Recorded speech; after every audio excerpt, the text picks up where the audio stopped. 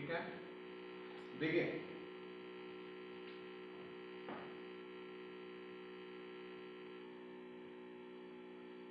Structure of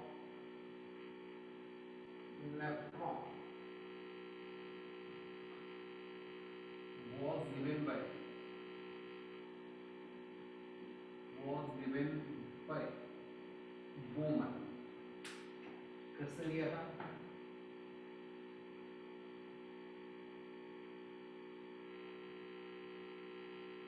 Boman.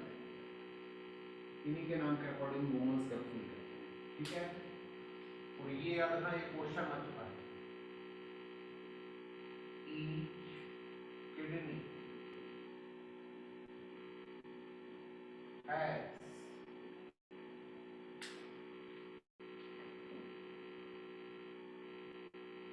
1 million का मतलब होगा 1 into 10⁹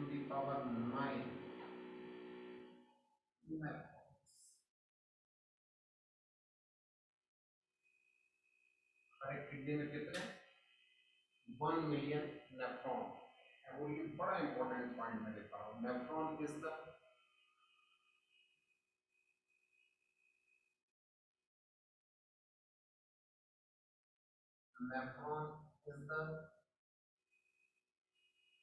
structure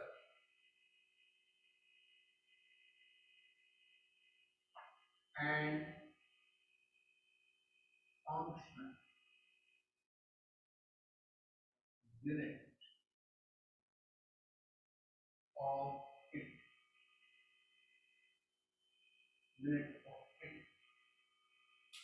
स्ट्रक्चरल को हम कहते हैं morphology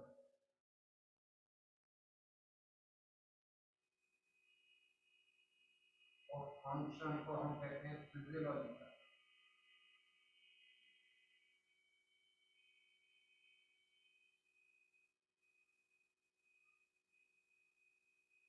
Physiological unit of kidney. Nephron is the structural and functional unit of kidney. Or nephron is the morphological and physiological unit of kidney.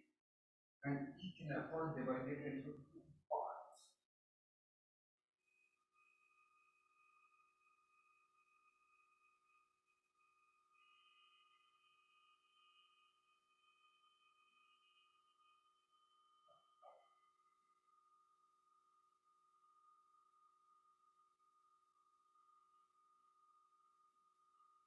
Number one.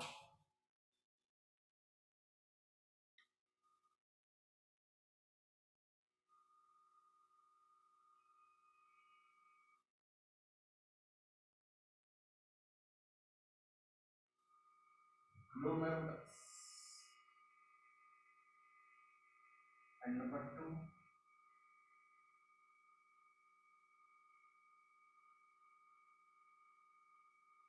Renal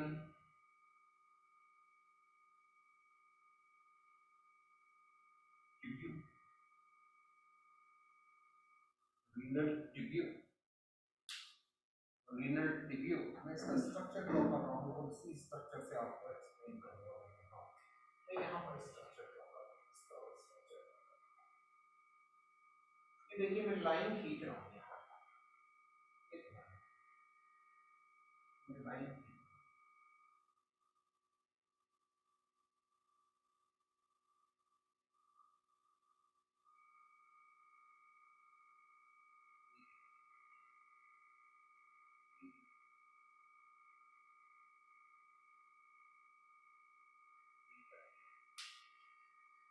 ये यहाँ पर है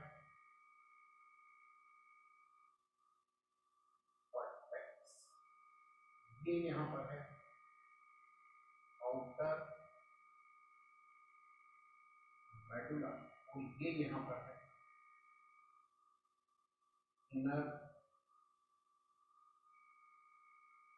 मेडुला। इस line के ऊपर कॉर्टेक्स, इन दोनों लाइन के नीचे आउटर मेडुला और इसके नीचे इनर मेडुला, इसके नीचे इनर मेडुला, इनर मेडुला। अब देखिए मैं ग्लोमेरुलस आपको थोड़ा सा बाद में बताऊंगा, लिखवाते टाइम मैं आपको लिखवा दूंगा, पहले मैं एक्सप्लेन कर दूं इसको, फिर मैं आपको पहले डायग्राम बनाता जाता हूँ, एक्सप्लेन कर देता हूँ, फिर मैं आपको डिक्टेट करता हूँ, फिर मैं डिक्टेट करता हूँ। ये देखिएगा यहाँ पर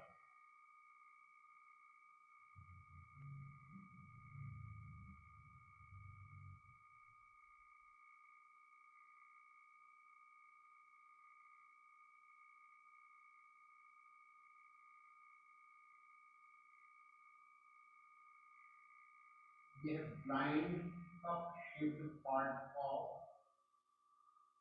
यूनिट,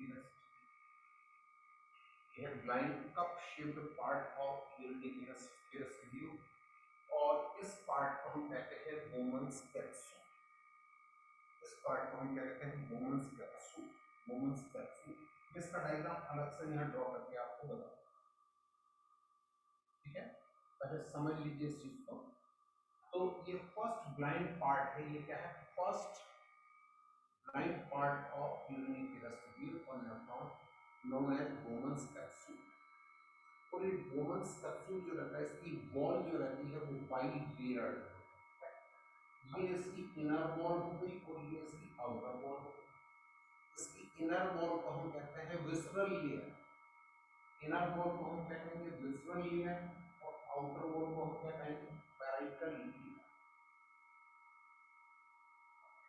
इनर वॉल को विसरल, ये क्या है, first blind part of first blind part of nephron और urinary residue called Bowman's capsule.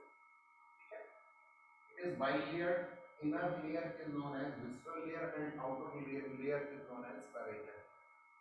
And this visceral layer on periphery made up of simple squamous epithelium. ये visceral layer जो है, इसकी periphery पर simple squamous epithelial sales arrange है, लेकिन इसके बीच में स्पेशल पोडोसाइट सेल्स प्रेजेंट होते हैं। स्पेशल पोडोसाइट सेल्स प्रेजेंट है, स्पेशल पोडोसाइट सेल्स प्रेजेंट होते हैं। देखो मैं यही बना रहा हूँ, ये है squamous epithelial cells on periphery.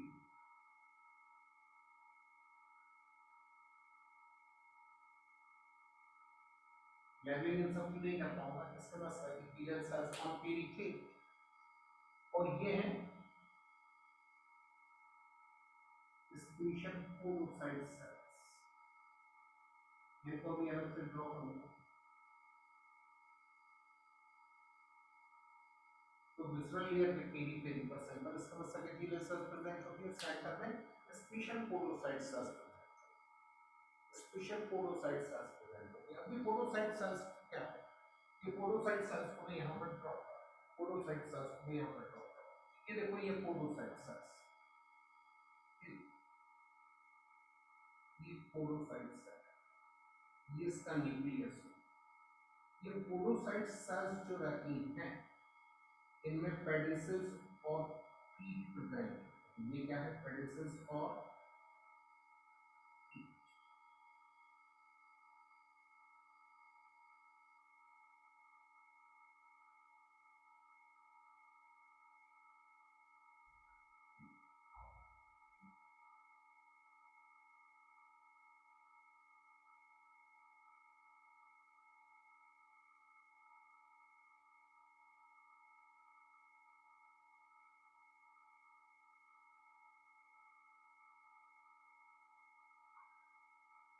में, और ये पेडिसल्स और पीट जो रहते हैं बेसमेंट मेम्ब्रेन पर प्रेजेंट है।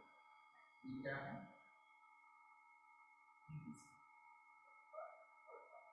पेडिसल्स और पीट कहां पर प्रेजेंट होते हैं, बेसमेंट मेम्ब्रेन।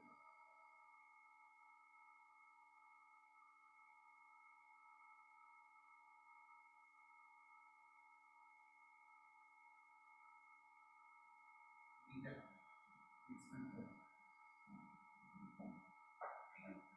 मैं लैबलिंग कर रहा हूं। ये क्या है, पोडोसाइट, और ये क्या होगी, बेसमेंट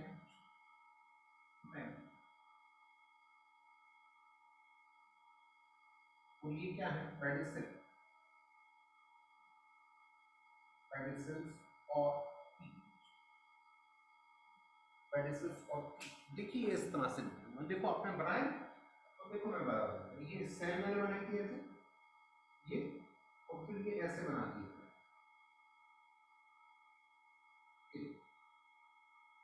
तो नहीं बना पाए तो मैं ऐसे बना, ये देखिए बिल्कुल इसी तरह से देखना मेरी फिंगर्स को, ये पेडिसिल से फीट हो गए और ये पेडिसिल से फीट, इस तरह से इंटर डिजिटेटेड होते हैं, एक दूसरे में उलझे रहते हैं और फाइन पोर्स बनाते हैं, फाइन पोर्स बनाते हैं जिन्हें हम कहते हैं स्लिट पोर्स, जिन्हें हम क्या कहते हैं स्लिट पोर्स।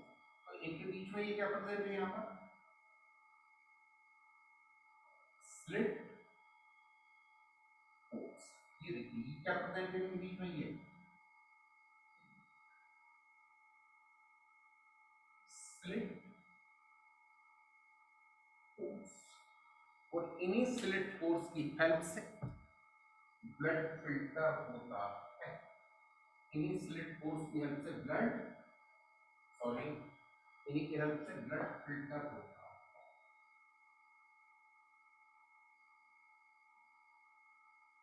ठीक है, अच्छा ये तो विजुअल लेयर की बात कर दी, पैराइटल लेयर जो रहती है सिंपल स्किनोसेटिक की लेयर की बनती है,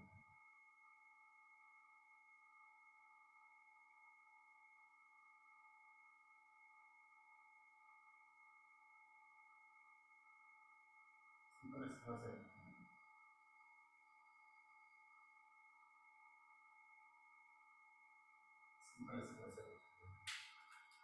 बना लीजिए इतना।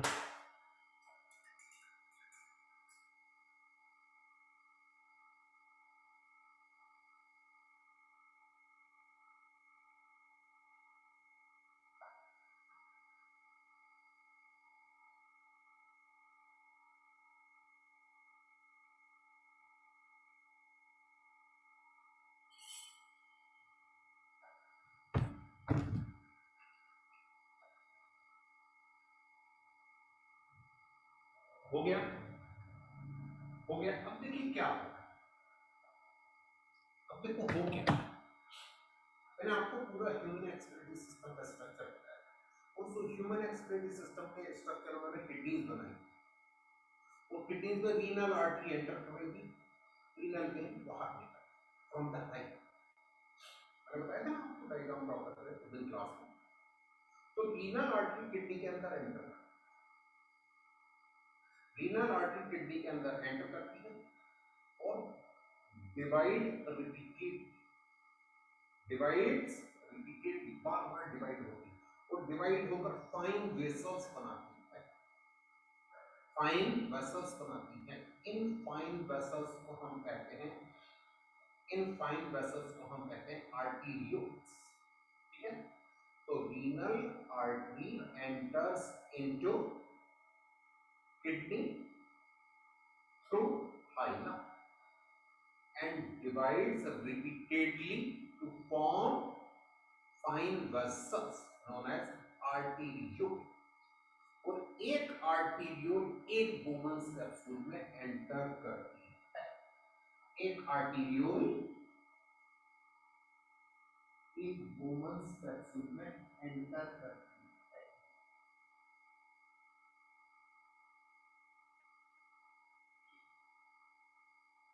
एक आर्टीरियोल एक बोमन्स कैप्सूल में एंटर करेगी, ठीक है, और एंटर करने के बाद में फिर बार बार डिवाइड होती है और डिवाइड होकर कैपिलरीज का एक टफ्ट बनाती है,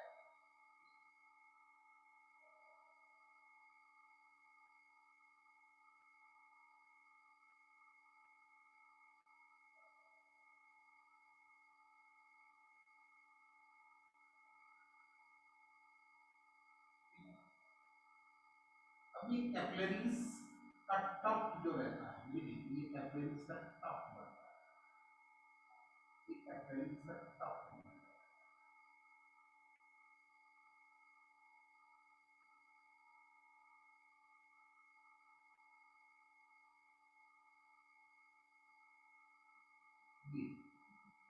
कैपिलरीज का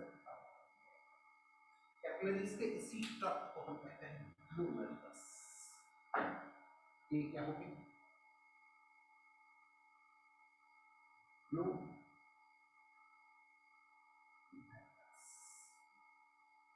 ग्लोमेरुलस। और ये क्या है?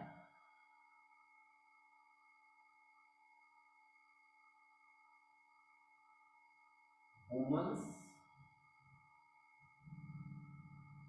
कैप्सूल। में बोमन्स कैप्सूल, ग्लोमेरुलस और बोमन्स कैप्सूल को मिलाकर हम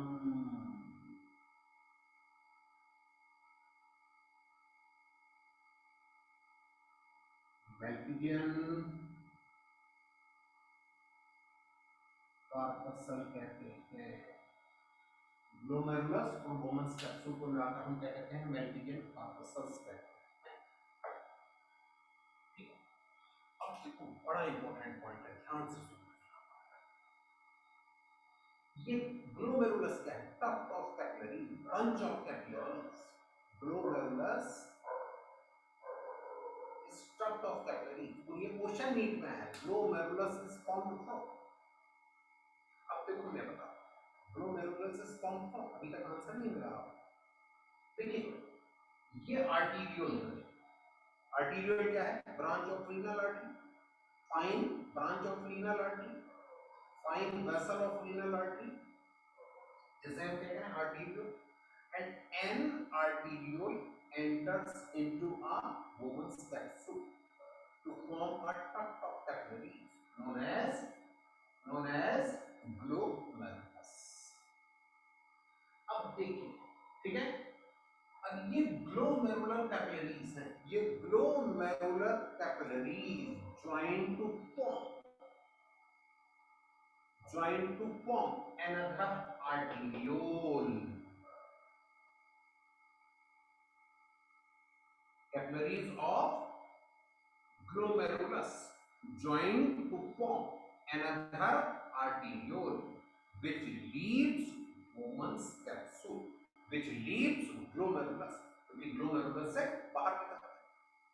अब इस आर्टीरियोल को देखिए, ये आर्टीरियोल जो है ये ग्लोमेरुलस का ब्लड को ला रही है, और ये वाली आर्टीरियोल जो है, ये वाली आर्टीरियोल जो है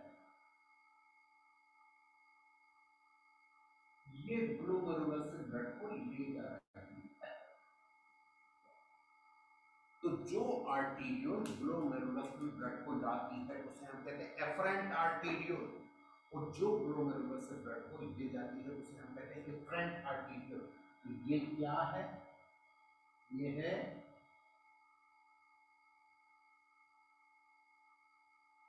एफरेंट आर्टीरियोल, और ये ग्लोमेरुलस से ब्लड को ले जा रही है। ये क्या है?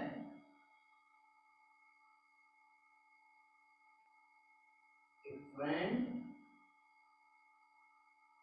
आर्टीरियोल। ठीक है, एक बात और याद रखना, एफरेंट आर्टीरियोल का डाया ज्यादा है, चौड़ी है, और एफरेंट आर्टीरियोल का डाया कम है। डायग्राम क्लियर, तो बड़ा इंपॉर्टेंट है यूरिन फॉर्मेशन में, यहीं पर ये पॉइंट आएगा। एफरेंट आर्टीरियोल का डाया ज्यादा होता है, एफरेंट आर्टीरियोल का डाया कम होता है। अब ध्यान से सुनो मेरी बात का, जो क्वेश्चन नीट में आया वो क्वेश्चन में सॉल्व करवा देता हूँ। Afferent arteriole enters into Bowman's capsule। Afferent arteriole enters into Bowman's capsule and divide to form a tuft of capillary known as glomerulus। Question आया था glomerulus is formed from, answer क्या लिखेगा? Afferent arteriole। तो glomerulus is formed from afferent arteriole। ठीक है, अब efferent arteriole क्या काम कर रहा है? एक तो ग्लोमेरुलस बना रहा है, दूसरा ये ग्लोमेरुलस में ब्लड को ला रहा है। Afferent arteriole brings blood into glomerulus. Afferent arteriole brings blood into glomerulus and efferent arteriole brings away blood from glomerulus. Efferent into glomerulus, efferent away from glomerulus. ये फर्क है, ठीक है, ये फर्क है दोनों में। तो ये क्या हो गया, बोमन्स कैप्सूल और ग्लोमेरुलस दोनों को मिलाकर हम क्या करेंगे, मेल्पिजियन कार्पसल्स कहते हैं। इनको रीनल कार्पसल्स भी कहते हैं, इनको रीनल कार्पसल्स भी कहते हैं। अब देखिए मेरी बात सुनिए, मैंने यहाँ पर क्या लिखा है, यहाँ पर each kidney has 1 million nephrons. जितने नेफ्रॉन्स होंगे ना उतने ही ग्लोमेरुलस होंगे। समझ में आ रही है मेरी बात? नेफ्रॉन्स कितने हैं, नेफ्रॉन्स कितने हैं, 1 मिलियन। तो 1 मिलियन नेफ्रॉन्स होंगे तो 1 मिलियन ही क्या होंगे, ग्लोमेरुलस होंगे, क्योंकि हर एक नेफ्रॉन में एक ग्लोमेरुलस तो होगा ही, होगा नहीं होगा? अच्छा, Bowman's capsule plus glomerulus plus Bowman's capsule is equal to क्या होगा, मेल्पिजियन कार्पसल्स। तो हम इस बात को इस ढंग से भी कह सकते हैं कि हर एक किडनी में 1 मिलियन नेफ्रॉन्स होते हैं या 1 मिलियन मेल्पिजियन कार्पसल्स होती है, ठीक है। तो यहाँ पर और कर देगा, और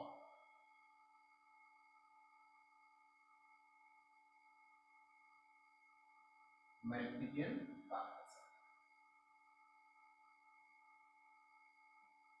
तो हर एक किडनी में 1 मिलियन नेफ्रॉन्स होते हैं, हर एक किडनी 1 मिलियन नेफ्रॉन्स होते हैं या 1 मिलियन मेल्पिजियन कार्पसल्स या रीनल कार्पसल्स होती है, रीनल कार्पसल्स होती है।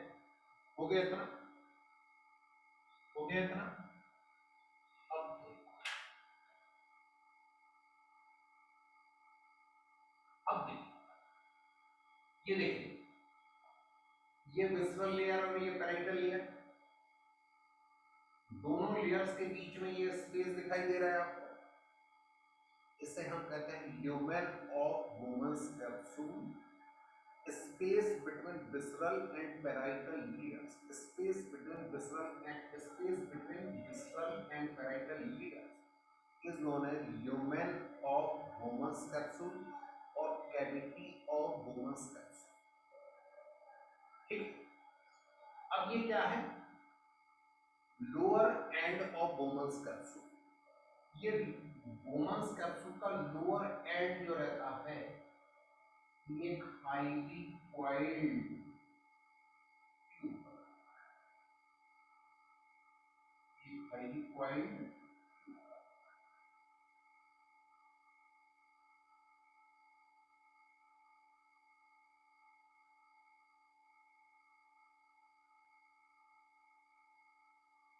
कॉइल्ड ट्यूब, ये क्या काम कर रहा है, हाईली कॉइल्ड ट्यूब कर रहा है। इस हाईली कॉइल्ड ट्यूब को हम डिस्टल कन्वोल्यूटेड ट्यूब्यूल कहते हैं, शॉर्ट में हम इसे कहते हैं DCT। और इसकी लेंथ 14 मिलीमीटर, टोटल नेफ्रॉन की लेंथ होती है 3 इंच।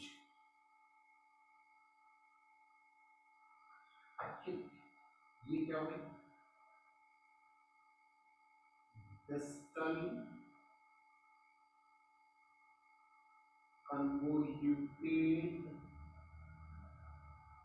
ट्यूब्यूल और DCT, और DCT।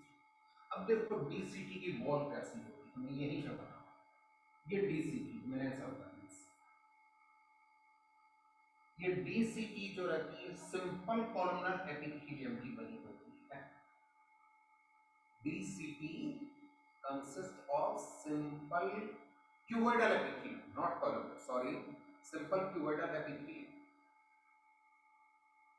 which shows brush border। Simple cuboidal epithelium में ब्रश बॉर्डर होती है विद लॉन्ग माइक्रोब्लाई, जिसमें कि लंबी लंबी माइक्रोब्लाई ये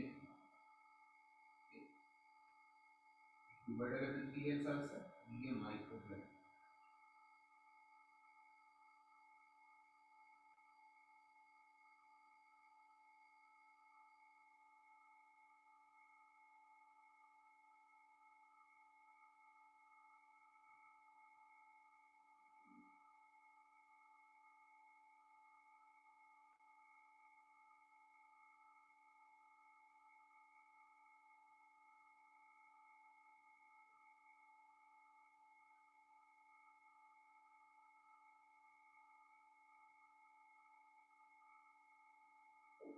ये क्या है? PCG। और ये किसकी बनी है? Simple cuboidal epithelium. और ये क्या प्रेजेंट है इसमें? Brush form.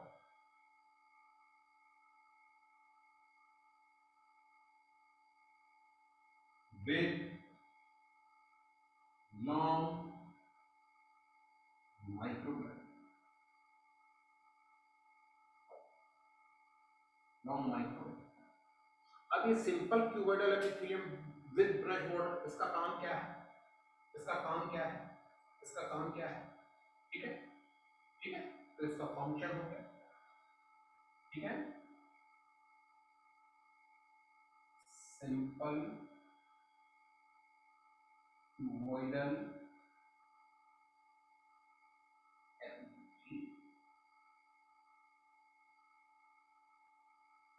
increases absorptive heat. Simple cuboidal epithelium of PCG, ये क्या काम करती है? एब्जॉर्प्टिव एरिया को इंक्रीज कर रही है, इंक्रीज कर रही है। अच्छा, ये जो सिंपल क्यूबोइडल एपिथेलियम जो रहता है, इसमें क्या होता है? Abundant mitochondria and reserve food material present. Abundant mitochondria and reserve food material which provides energy for active absorption and secretion of substances. ये जो पीसीटी का जो सिंपल क्यूबोइडल एपिथेलियम है, इसमें बहुत सारे माइटोकॉन्ड्रिया और रिजर्व फूड मटेरियल होता है जो कि एक्टिव एब्जॉर्ब सब्सटेंसेस के एक्टिव एब्जॉर्प्शन और सीक्रेशन के लिए एनर्जी प्रोवाइड करते हैं। ये लिख पाऊंगा सब, मैं भी समझा दूंगा। तो ये पीसीटी, ये पीसीटी। अब पीसीटी क्या है? ये PCT proximal convoluted tube.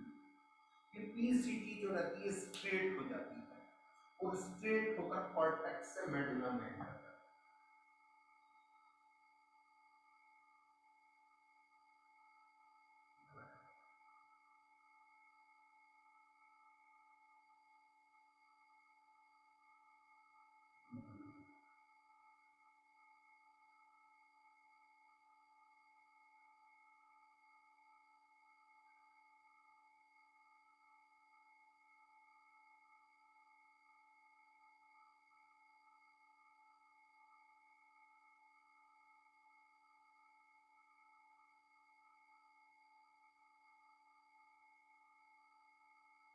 Medulla में एंटर करती है, मेडुला में एंटर करने के बाद में यू शेप्ड लूप बनाती है, जिसे हम लूप ऑफ हेनले कहते हैं। Loop of Henley. अब इस लूप ऑफ हेनले में तीन सेगमेंट्स होते हैं। ये हो गया इसका, ये हो गया इसका descending segment,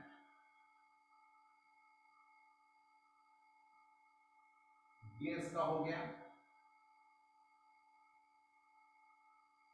ascending segment.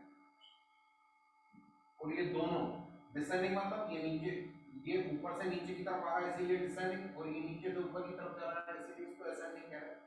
Descending और असेंडिंग सेगमेंट को ये थिन सेगमेंट कनेक्ट कर रहा है। थिन, इन तीनों को मिलाकर हम कहेंगे loop of energy, loop of energy, loop of energy. अब ये असेंडिंग सेगमेंट जो रहता है, ये वापस कॉर्टेक्स में एंटर करता है, और कॉर्टेक्स में एंटर करने के बाद में फिर से एक हाईली कॉइल्ड ट्यूब बनाता है।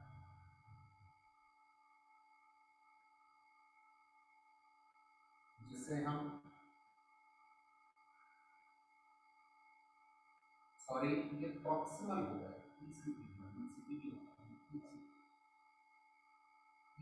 तो करेक्ट है अब पीसीटी लिखा है proximal convoluted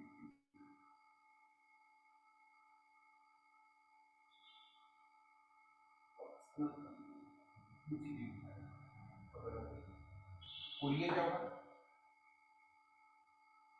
distal convoluted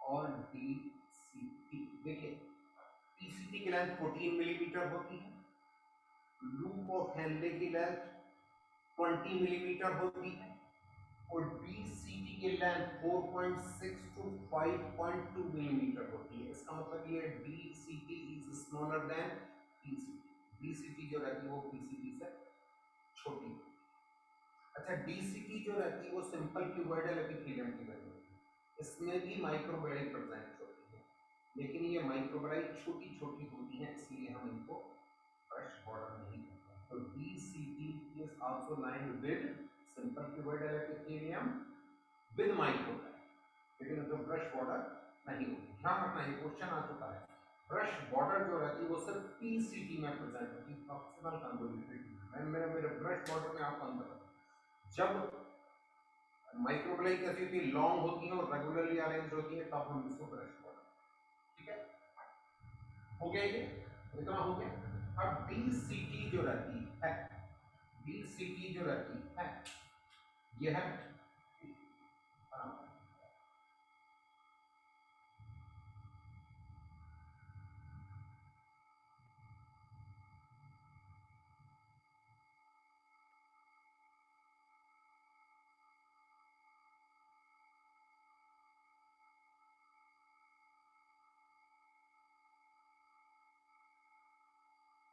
DCT of many nephrons open into a straight tube बहुत सारे नेफ्रॉन की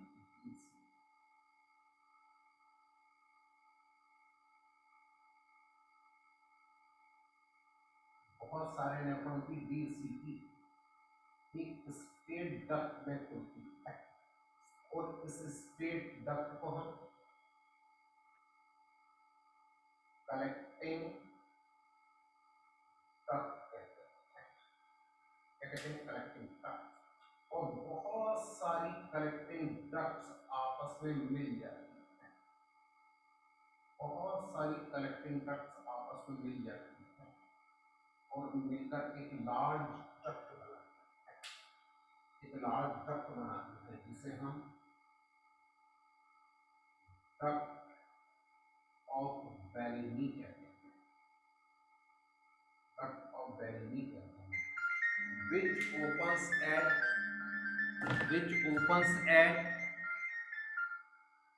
class में which opens at papilla मैंने आपको रीनल पिरामिड्स बताए थे कॉर्टेक्स और मेडुला तो मेडुला की एपेक्स को हम क्या कहते हैं पैपिला कहते हैं तो डक्ट ऑफ बेलिनी कहां पर खुलेगी पैपिला पर ठीक है तो डिस्टल कन्वोल्यूटेड ट्यूब्यूल किसमें खुलेंगी कलेक्टिंग डक्ट में और बहुत सारी कलेक्टिंग डक्ट आपस में मिलकर एक लार्ज डक्ट बनाएंगे जिसे हम कहेंगे duct of Bellini which opens eight papilla of medullary pyramids और रीनल पिरामिड्स ठीक है क्लियर है इतना क्लियर है एड्रेस करते हैं तो मैं इसको डिक्टेट करवा दो फटाफट आप लोग एक ही से लिखवा देता हूँ इतना तो लिख लिया होगा कि each nephron divided into two parts glomerulus and renal tissue ठीक है लिखवा दो डिक्टेट करवा दो तो ये डायग्राम जरूरी है इसी से समझ में आएगा चलिए अब समझ में आ गया अब समझ अच्छा ग्लोमेरुलस का मेन फंक्शन लिखवा दो क्वेश्चन आए ये सब क्वेश्चन आए चलिए लिखिए नंबर 1 लिखे ग्लोमेरुलस नंबर 1 लिखे glomerulus glomerulus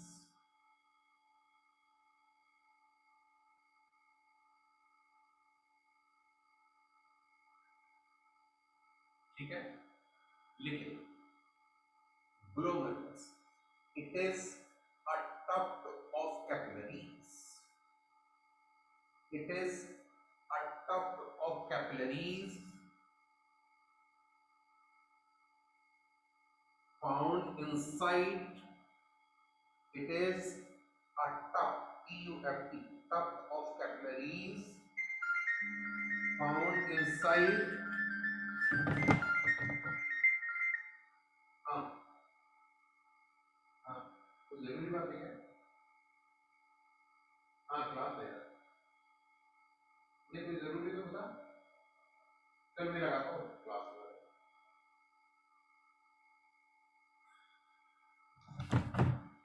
It is a tuft of capillaries found inside Bowman's capsule.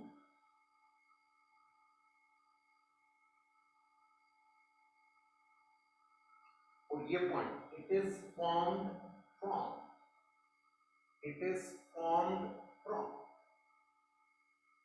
afferent arteriole.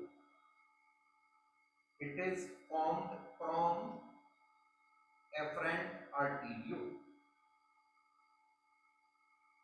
which is a fine branch,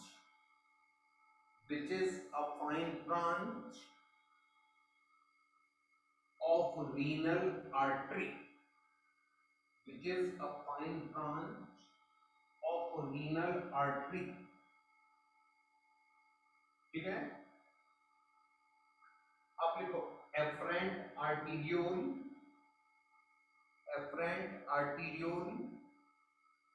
brings blood. Afferent arteriole brings blood. Afferent arteriole brings blood into glomerulus.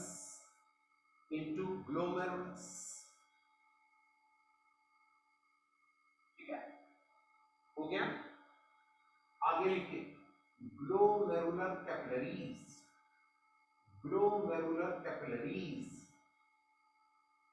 Unite to form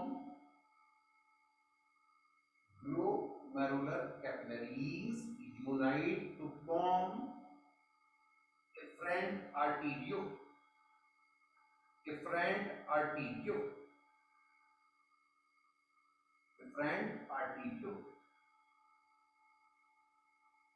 ठीक है, which brings blood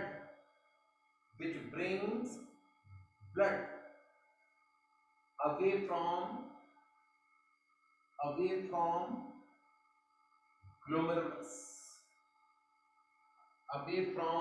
glomerulus.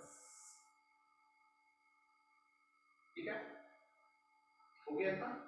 अब लिखिए the dia मतलब diameter, the dia of afferent arteriole.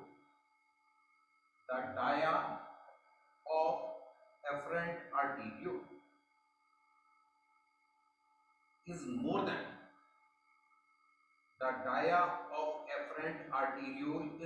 than efferent arteriole. The dia of afferent arteriole is more than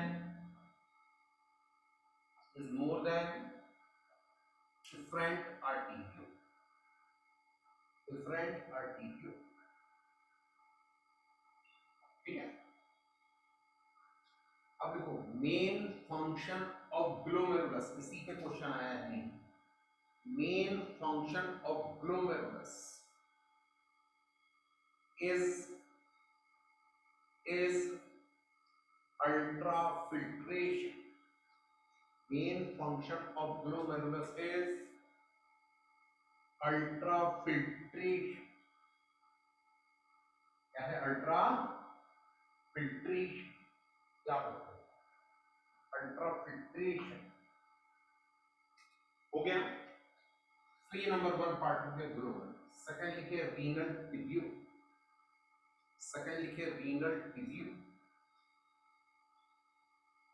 second क्या लिखेंगे?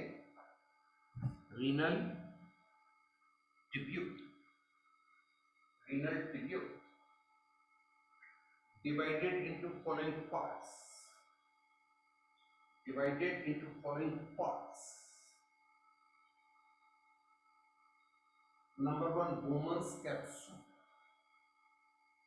Divided into following parts. Number one, Bowman's capsule.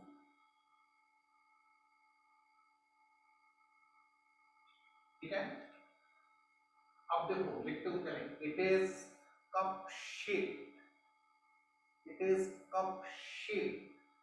Blind. Blind मतलब इसकी एक opening है, दूसरी opening बंद है. ये वाली ओपनिंग बंद है, ये ओपनिंग. एक ओपनिंग जिसकी होती है उसे हम कहते हैं blind. It is cup shape blind part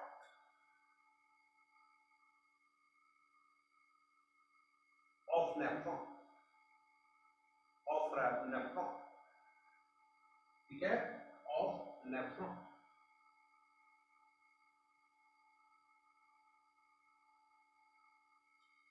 it is double walled. It is double walled.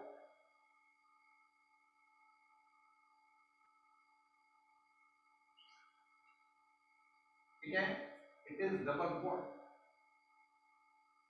ठीक है, इट इज डबल वॉल्ड. हमें यहां लिखो, यहां पर ये क्या है, डबल वॉल्ड. अब इसकी वॉल्स के बारे में लिखना है. Number one,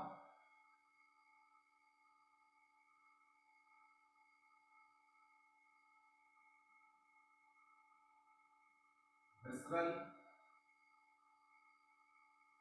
layer. Visceral layer. Visceral layer को हम क्या कहेंगे, ये क्या है एक्चुअली में, inner layer. Inner wall.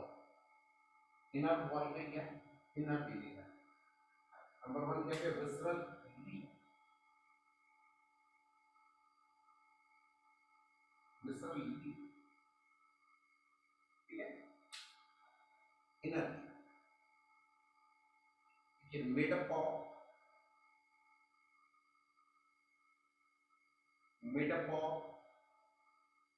Simple squamous epithelium. Made up of simple squamous epithelium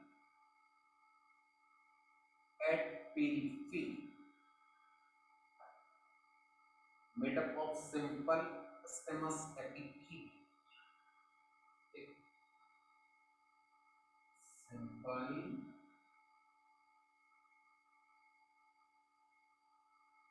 squamous epithelium at periphery. ठीक है, ठीक है. Special podocytes. Special podocytes. Podo मतलब होता है पीठ, साइट्स मतलब होता है. Special podocytes present in the center of this layer. Special podocytes present in the center of this layer.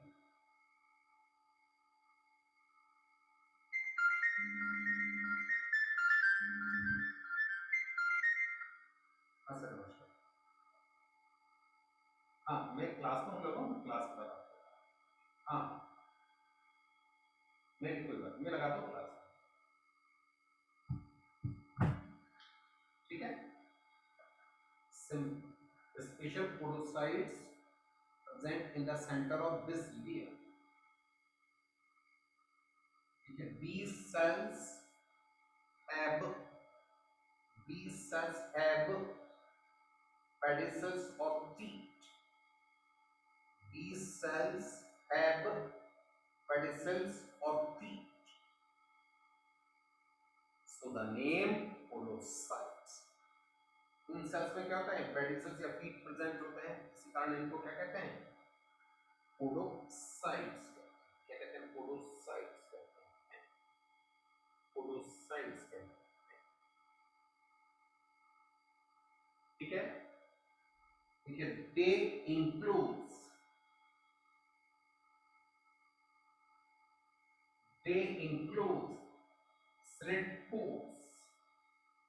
slit pores or filtration slits.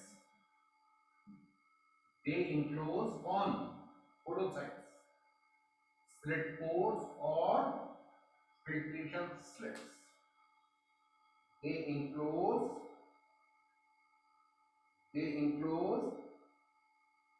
slit pores or filtration slits for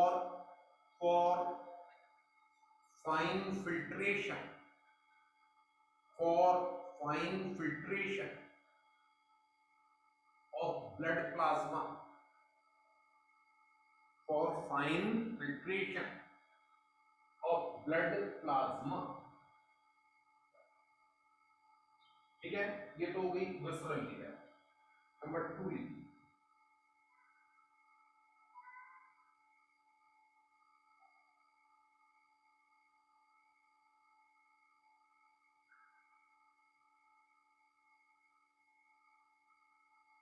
parietal liver. ये क्या हो गई? Outer wall.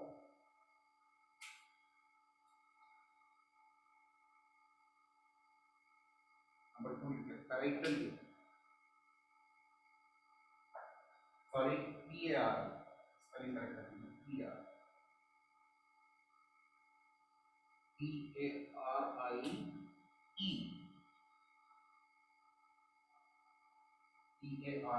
PARIE, parietal liver.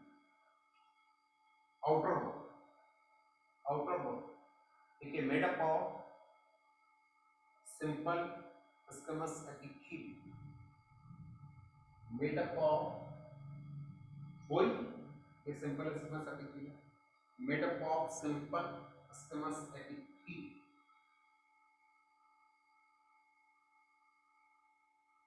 हो गया, आगे लिखेंगे space between the two layers, space between the two layers is known as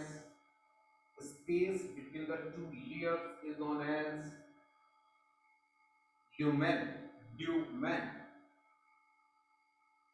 or cavity, lumen or cavity of Bowman's capsule, lumen or cavity of Bowman's capsule।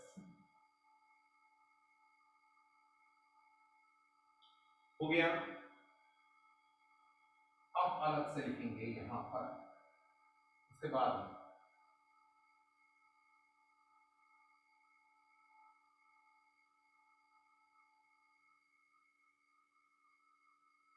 मेल्पिजियन और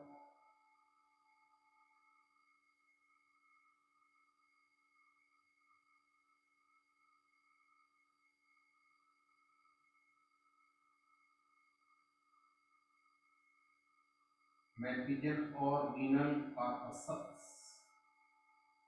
मेल्पिजियन और renal कार्पसस।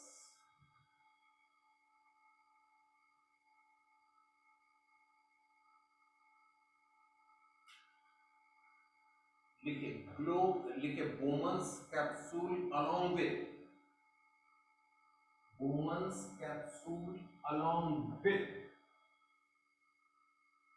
Bowman's capsule along with glomerulus is known as Malpighian body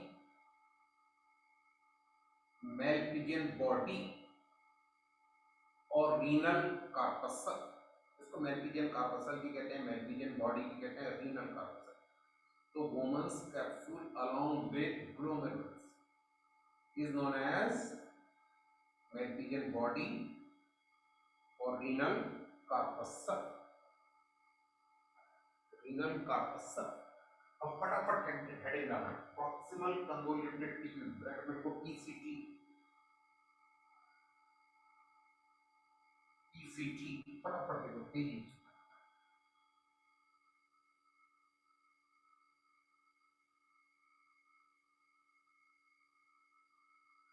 देखिए ये Bowman's capsule का lower part, ये Bowman's capsule का lower part जो रहता है हाईली कन्वोल्यूटेड ट्यूब्यूल बनाता है, इसे डिस्टल कन्वोल्यूटेड ट्यूब्यूल कहते हैं। इसकी लेंथ 14 मिलीमीटर रहती है and it is present in cortex. अब देखो कॉर्टेक्स में क्या क्या प्रेजेंट होगा, एपिजियल कार्पसस प्रेजेंट होगी, ईसीटी प्रेजेंट होगी, बीसीटी प्रेजेंट होगी और कुछ पार्ट कलेक्टिंग डक्ट का, लेकिन लूप ऑफ हेनले हमेशा मेडुला में प्रेजेंट होगा। यार कलेक्टिंग डक्ट कॉर्टेक्स और मेडुला दोनों में होगा। डक्ट ऑफ वेल्ली कहां पर होगी, मेडुला में, याद रखना। तो क्या लिखेंगे, lower part of Bowman's capsule, फटाफट नोट करो, lower part of Bowman's capsule forms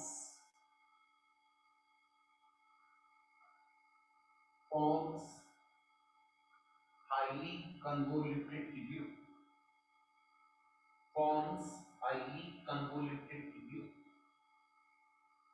called distal convoluted tubule. Lower part of Bowman's capsule forms highly convoluted tubule called proximal convoluted tubule or PCT. Proximal convoluted tubule or PCT. It is lined with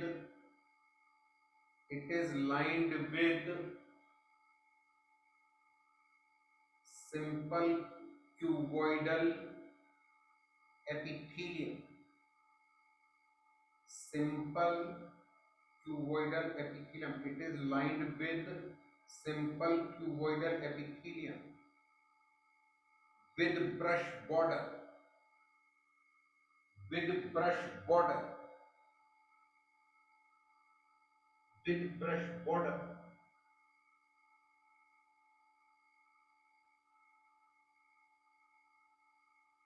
Having long microvilli. Having long microvilli. Having long microvilli for increasing absorptive area.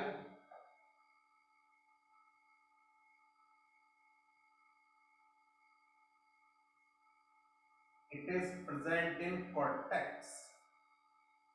It is present in cortex. Length 14 millimeter. Length 14 millimeter. हो गया। Next loop of Henley.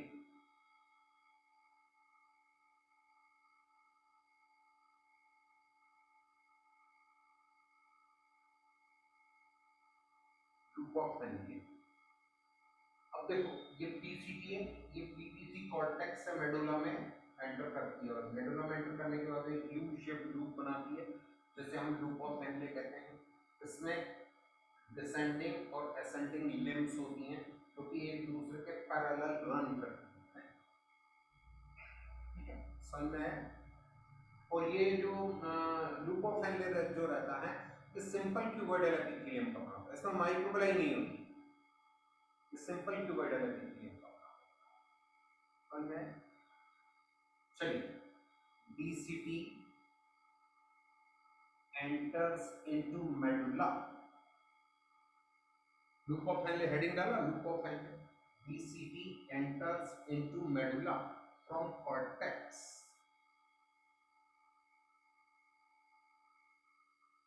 and forms a U-shaped loop. DCT enters into medulla from cortex and forms a U-shaped loop with descending with descending and ascending with descending and ascending limbs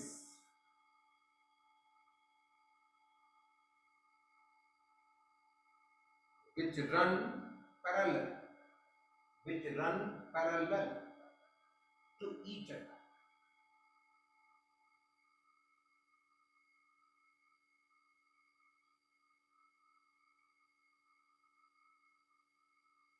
Loop of Henle lined with loop of Henle lined with simple cuboidal epithelium. Simple cuboidal epithelium. Simple cuboidal epithelium. ठीक है. अब एक बात और है, kidney का type देखा है तो ह्यूमन बींग्स में या मेमल्स में जो किडनी होती है ना वो मेटानेफ्रिक किडनी होती है. एक्चुअली में किडनी का ओरिजिन मीजोडर्म से होता है. किडनी का ओरिजिन मीजोडर्म से होता है और मीजोडर्म के जिस पार्ट में किडनी का ओरिजिन किससे होता है मीजोडर्म से, और मीजोडर्म के जिस पार्ट में किडनी डेवलप होती है उसे हम कहते हैं मीजोमियर. मीजोमियर. ठीक है. अब क्या होता है, ये नेफ्रॉन जब रहते हैं मीजोमियर के पोस्टीरियर मोस्ट पार्ट में डेवलप होते हैं. ये किडनी चार टाइप की होती है. आर्कीनेफ्रस होती है, प्रोनेफ्रस होती है, मीजोनेफ्रस होती है और मेटानेफ्रस. लेकिन ये सब हमें जानने की जरूरत नहीं क्योंकि ये सब हमारे सिलेबस में नहीं है. पहले तक हम लोग आर्कीनेफ्रस, प्रोनेफ्रस, मीजोनेफ्रस, मेटानेफ्रस. तो मीजोनेफ्रस किडनी जो रहती है वो कॉर्टेक्स और मेडुला में डिवाइडेड नहीं होती और मीजोनेफ्रस किडनी फ्रॉग में प्रेजेंट होती है. मैं लिखवाऊंगा अभी ये सब चीजें आप लोगों को अभी समझ. और मेटानेफ्रस किडनी किसे कहेंगे, when nephrons develops only posterior most part of mesomeria, then it is known as metanephric kidney या मेटानेफ्रस किडनी. और मेमल्स में क्या होती है, मेटानेफ्रस किडनी. ये पॉइंट मैंने क्यों बताया, मैं अभी लिखवा दूंगा आपको ये पॉइंट अलग से, क्योंकि लूप ऑफ हेनले जो रहता है वो सिर्फ मेटानेफ्रिक किडनी में पाया जाता है. तो लिख लो यहाँ पर loop of Henley is present only in, देखो मैं यहाँ पर loop of Henley is known only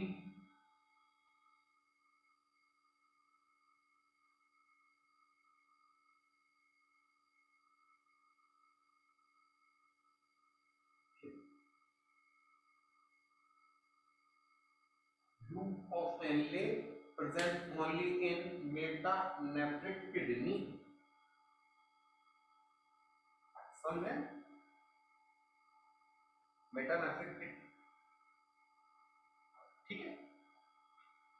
metanephric kidney. अब मेटानेफ्रिक किडनी कितना होती है, रेप्टाइल्स में होती है, बर्ड्स में होती है और मेमल्स में. मेटानेफ्रिक किडनी किस किस में होगी, ये देखो मैं लिखा रेप्टाइल्स, बर्ड्स और mammals.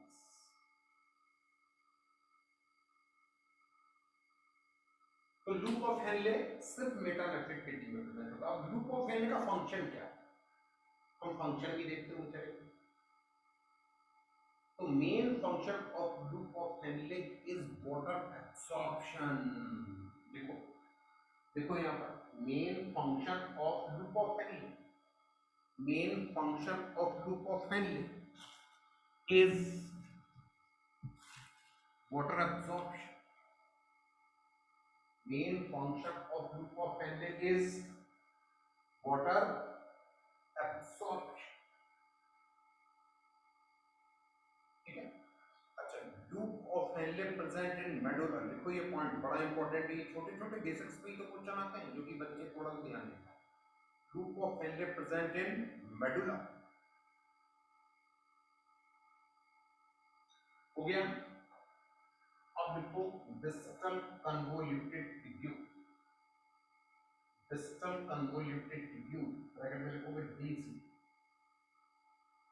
distal convoluted tubule।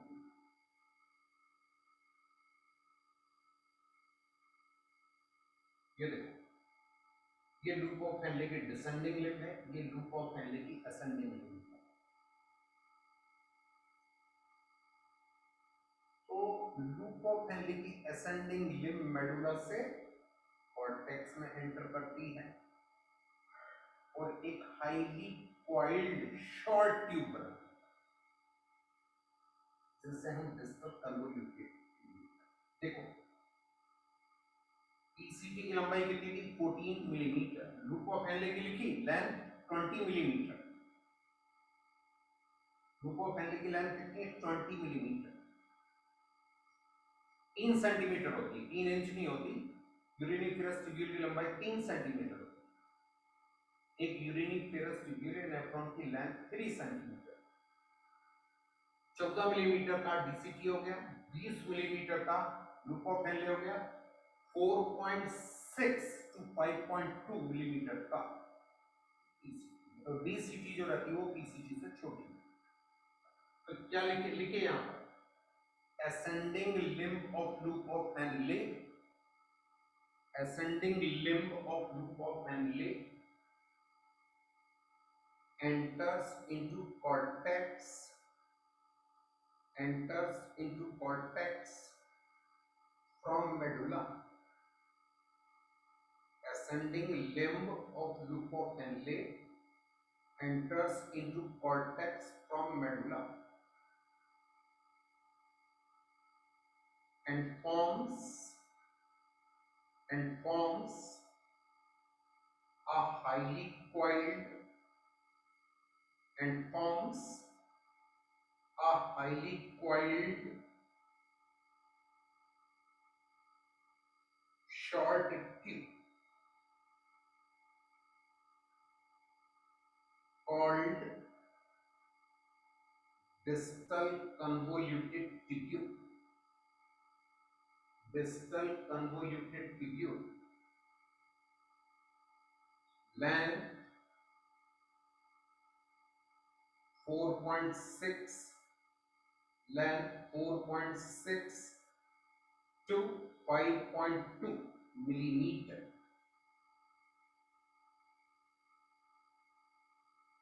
It is shorter than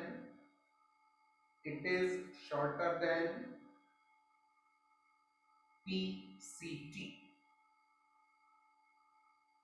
It is shorter than PCT, proximal convoluted tubule से छोटी। क्लियर ना?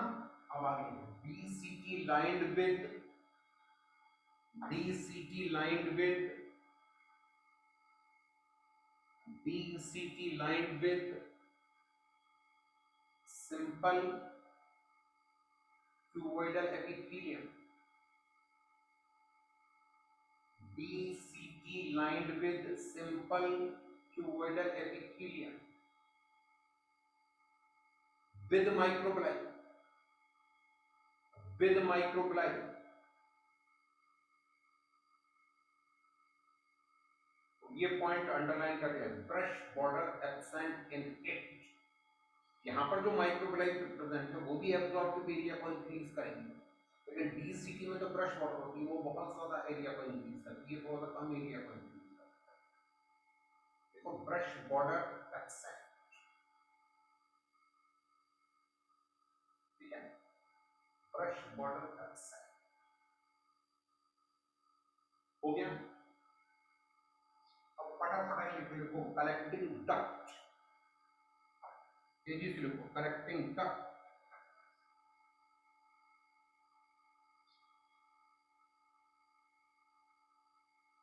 BCT of many nephrons, BCT of many nephrons open into BCT of many nephrons open into straight duct, a straight duct called collecting duct, called collecting duct. ठीक है, ठीक है।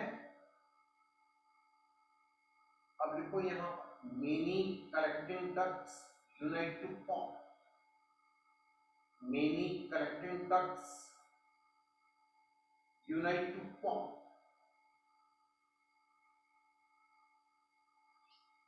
duct of Bellini. Many collecting ducts unite to form duct of Bellini, which opens at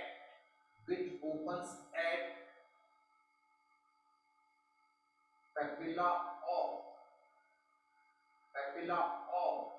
medullary preference, papilla of medullary preference.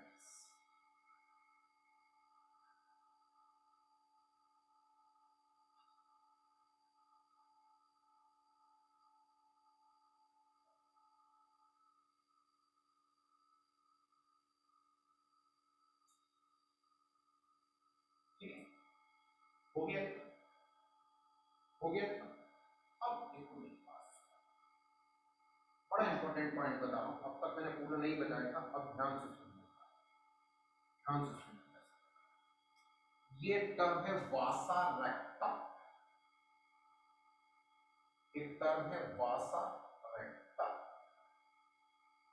अब ध्यान से, ये efferent arteriole है, renal artery kidney के अंदर जाती है और डिवाइड होकर बहुत सारी फाइन ब्रांचेस बनाती है।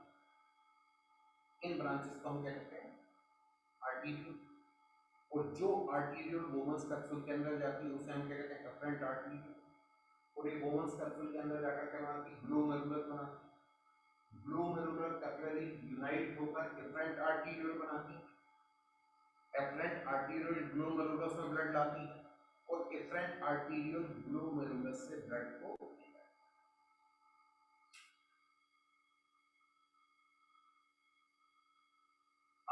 एफरेंट आर्टीरियोल जो है ये डिवाइड होकर फाइन ब्रांचेस बनाता है। ये क्या काम करती है, डिवाइड होकर फाइन ब्रांचेस,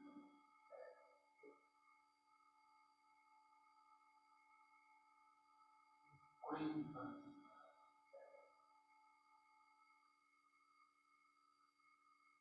फाइन ब्रांचेस, बहुत सारी ब्रांचेस बना रही है, मैं तो सिर्फ 3 बना।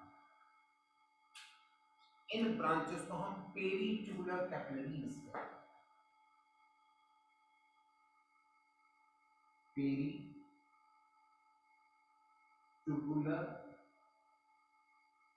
Capillaries.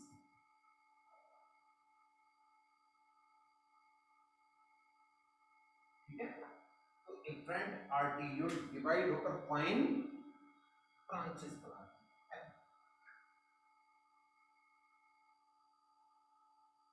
Fine branches, fine capillaries बनाती है। एफरेंट आर्टीरियोल डिवाइड होकर फाइन कैपिलरीज बनाती है। इन फाइन कैपिलरीज को हम पेरिट्यूबुलर कैपिलरीज कहते हैं। और ये पेरिट्यूबुलर कैपिलरीज जो रहती हैं पूरी की पूरी नेफ्रॉन के चारों तरफ इंटरवोवन होती है, पूरे के पूरे। ये collecting duct, loop of Henley और ये पीसीटी इसके चारों तरफ एक जाल बना लेती है, पूरी तरह लिपटी हुई रहती है इसके साथ। ठीक है, ठीक है, ठीक है। A branch of peritubular capillaries, ये पेरिट्यूबुलर कैपिलरी की एक ब्रांच है, ये पेरिट्यूबुलर कैपिलरी की एक ब्रांच है। ये पेरिट्यूबुलर कैपिलरी की एक ब्रांच जो रहती है ये लूप ऑफ हेनले के पैरेलल रन करती है। ये क्या करती है, लूप ऑफ हेनले के पैरेलल रन करती है।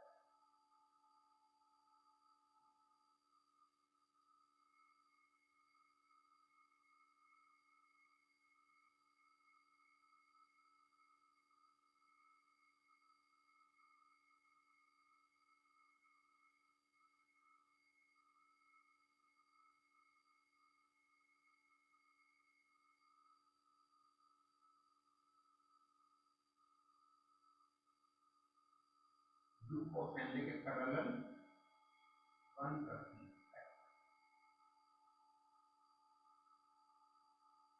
लूप ऑफ हेनरी के पैरेलल रन करती है और एक यू शेप्ड लूप बनाती है।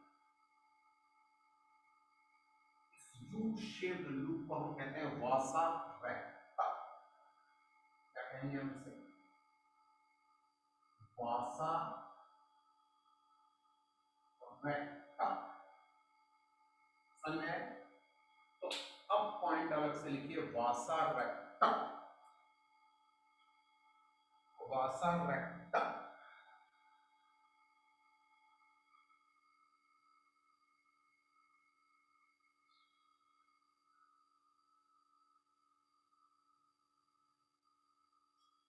ठीक है, लिख लीजिए। देखिए, efferent arteriole, efferent arteriole emerging from, और जल्दी कर रहे हैं, टाइम हो गया है। efferent arteriole emerging from, efferent arteriole emerging from glomerulus, glomerulus से emerge होती है ना, forms a fine, forms a fine capillary network, capillary network around renal tubule, around renal tubule, called peritubular capillaries, peritubular capillaries।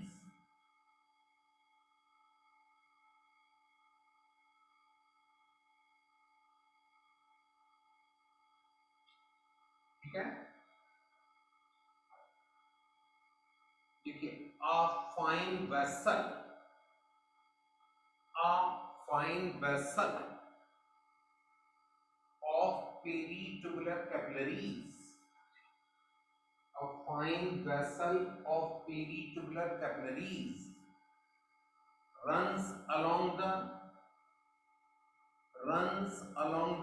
a fine vessel of peritubular capillaries runs along the loop of Henle,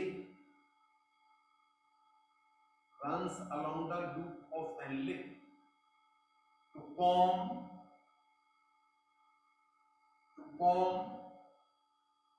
a U-shaped loop, to form a U-shaped loop called vasa recta, called vasa recta, called vasa recta।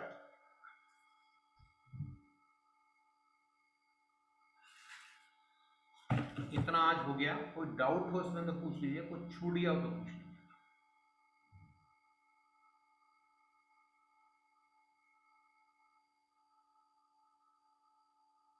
छूट गया हो तो पूछ लीजिएगा। Time हो गया, कल 12:30 बजे से क्लास है।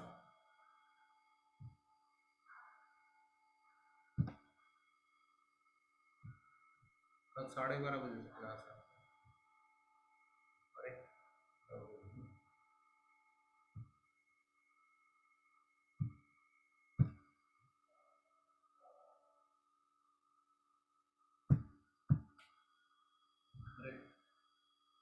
छोटा हो गया, बड़ा नहीं हो रहा है। खैर एनीवे कोई डाउट हो तो पूछ लीजिए, अभी आप मैं आपको लिख के समझा दूंगा, आपको तो दिख रहा होगा कैसे। अरे हाँ, बड़ा हो गया। चलो मैं थोड़ा सा कंप्यूटर से फैमिलियर कम हूँ।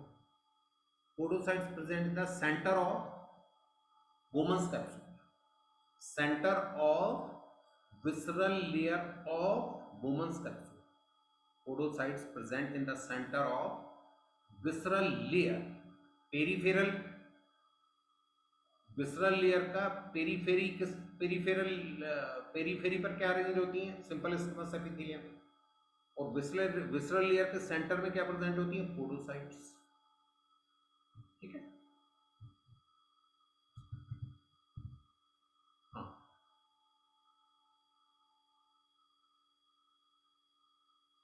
हाँ अनुष्का, तुम आती हो क्या क्लास में मेरी? आ कहाँ रहे बच्चे ऑफलाइन में? मैं तो ऑफलाइन ही करने का आया था। क्यों भाई, पिछले संडे ऑफलाइन पढ़ाया था, तुम लोगों ने नहीं पढ़ाया? क्यों ऑफलाइन में बच्चे कहाँ आ रहे हैं? क्यों भाई, ऑफलाइन में बच्चे आ कहाँ रहे हैं? नहीं तो मैं तो ऑफलाइन ही पढ़ाने के लिए, मैंने ही तो 4 दिन का की क्लास, आप लोगों ने की क्या 4 दिन की? तभी मुझे गुस्सा है कि बच्चे आते ही नहीं है ऑफलाइन, सब घर बैठ के पढ़ रहे हैं। 5-6 बच्चे आ रहे हैं ऑफलाइन में, बाकी सब घर पे बैठ के पढ़ रहे हैं। तो बल्क क्या है? बल्क तो ऑनलाइन में पढ़ना चाहता है। चलो अभी कर लो फिर देखेंगे अपन, अभी कर लो फिर देखेंगे। एक्चुअली क्या संडे के दिन आपका ऑफलाइन तो है ही अच्छा, माने तुम्हारी है ऑफलाइन में। हाँ तो एक्चुअली क्या है, संडे के दिन आपका, इस संडे तो ठीक है, लेकिन अगले संडे से आपका एक नया चैप्टर शुरू करेंगे अपन, एनिमल किंगडम, क्योंकि वो बहुत कठिन है।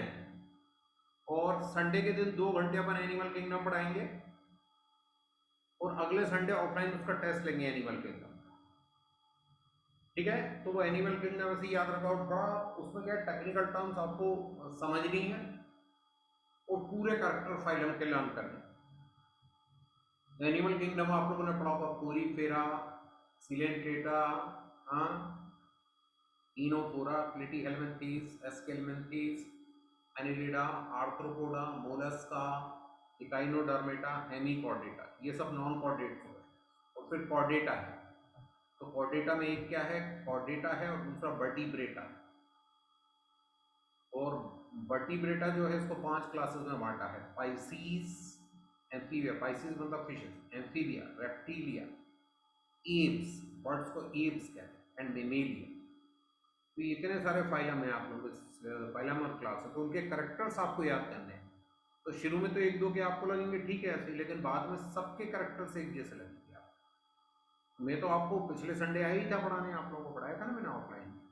ठीक है, चलो कल तो ऑनलाइन क्लास होगी आपकी 12:30 बजे से, 12:30 बजे से 2:30 बजे तक क्लास होगी आपकी। देखो कितना कम पोर्शन होता है, आप खुद समझ रहे हो ना, पूरा डायग्राम बनाना, समझाना, लिखवाना, कितना कम टाइम निकलता है। और जूलॉजी में एक्सप्लेनेशन बहुत, और जूलॉजी से ज़्यादा इंटरेस्टिंग सब्जेक्ट कोई नहीं। आप फिजिक्स, केमिस्ट्री, बॉटनी किसी को भी कंपेयर करना, सबसे ज़्यादा इंटरेस्टिंग सब्जेक्ट है जूलॉजी। बच्चा सबसे ज़्यादा एंजॉय करता है जूलॉजी की क्लास। समझ में आया? समझ में आया? चलिए, कोई और डाउट हो तो पूछ लीजिए, अदरवाइज कंक्लूड करें।